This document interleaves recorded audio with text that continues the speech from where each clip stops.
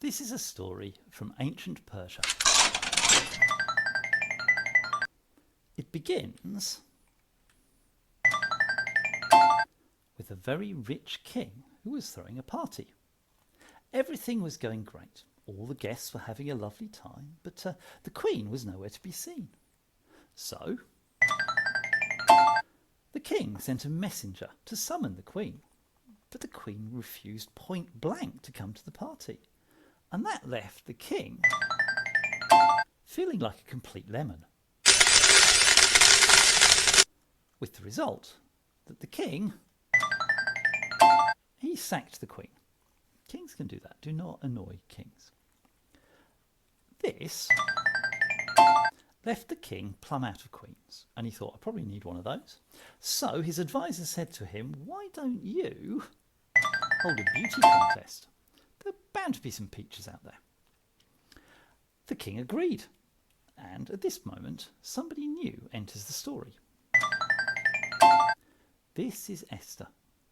When she was young, both of Esther's parents had died, and she'd been raised by her uncle, who we'll hear more about soon. Esther was one of the girls chosen to be part of the beauty contest. For months, she and the other girls were trained at the royal palace. They were trained how to speak, they were trained how to shine, they were trained how to wear beautiful clothes. Then each girl went to the king, and when it came to Esther's turn, the king was impressed. Not one of the other girls could be compared to her. So the king announced that he would marry Esther. And Esther, she was crowned queen. To be honest, that wouldn't be a bad place to end the story.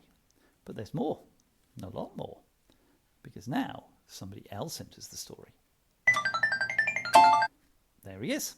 This guy's name is Haman, and he was second in command to the king.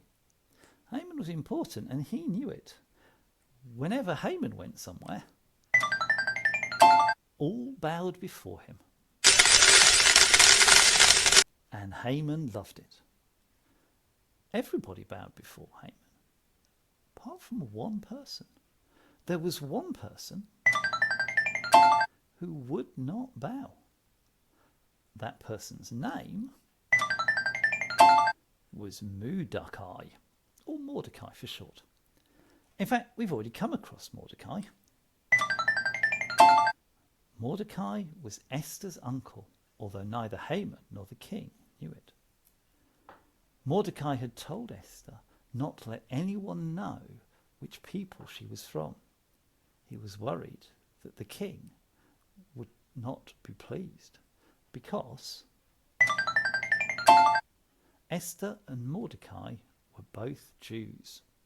Dual without the L, closest I could come to. Whenever Haman saw that Mordecai would not bow before him, he became more and more furious. He thought to himself, why won't this guy bow down? I am second in command to the king, whereas he is just a minion. And when he discovered that Mordecai was a Jew, he decided that Mordecai and all Jews everywhere should be killed. That's how angry he was. Then he went to the king to get permission to arrange a date on which he could kill all the Jews. And he promised to give the king bags and bags of gold from the wealth of the Jews. The king agreed, with the result that Haman sent messengers throughout the whole kingdom to say that on the 13th day of the 11th month, everybody should rise up and attack and kill any Jews living in their town, old or young. When Mordecai heard what was to happen, he put on sackcloth and ashes and went wailing to the palace. Then he sent a message to Esther, asking Esther to speak to the king and to have the command changed. When Esther got his message, she thought to himself, has this guy gone completely bananas?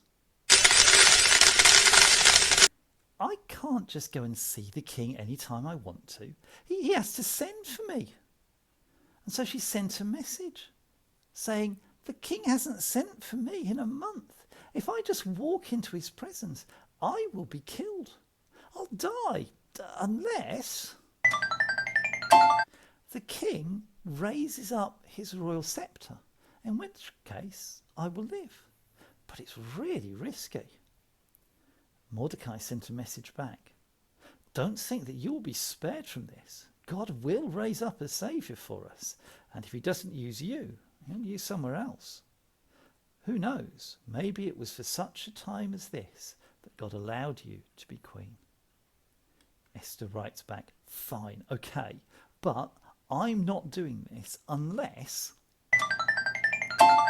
for the next 3 days all the Jews everywhere pray and fast to God for me.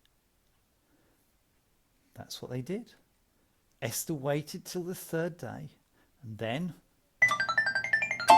she goes to see the king. When he sees Esther, his face lights up, and he lifts up his royal sceptre so that she's not killed. The king says to her, what is your request, Esther? And Esther says, please, your majesty, will you go on a date with me? Oh, and bring Haman along as well. The king's a little puzzled, but he agrees and sends a messenger to Haman to tell him about the date. Haman's thrilled. He thinks to himself, I am so important. I am so important that I am going to a party with the king and with Esther. And at that moment, who should he bump into but Mordecai, who will not bow. Right, that's it, thinks Haman. I cannot wait until the 13th day of the 11th month. I want this guy dead now. So he sends his servants to go and build a set of gallows where he can be executed. And they build a set of gallows 20 meters high for Mordecai. But before anything happens, the time for the meal comes round. Haman, the king, and Esther, the 3 most powerful people in the kingdom, gather together. Haman is bursting to ask the king's permission to kill Mordecai, but the king speaks first. He says, Esther, mon chéri, what is your request? What present can I give you? Name it and it will be yours, up to half of my kingdom. Esther replied, my king, I ask that you spare the life of the only family I have left, my uncle Mordecai. I ask that you spare the life of my people, the Jews. And I ask that you spare my life, because an evil man has arisen and decided that all of us are to be killed. This cannot be, said the king. Who would dare do such a thing? I will have him killed at once. Why, said Esther, it is none other than this man Haman, who sits and eats with us. He has decided to kill me, my uncle, and all my people. It's true, said the guards. Why, this very afternoon he set up a 20-meter high gallows to have Mordecai killed. Then, says the king, give Haman's job to Mordecai. Tell the Jews that they may take up arms against their enemies and hand this Haman over to be hung on the gallows that he has set up. So that's what they did. On the 3rd day, those sentenced to death were given new life.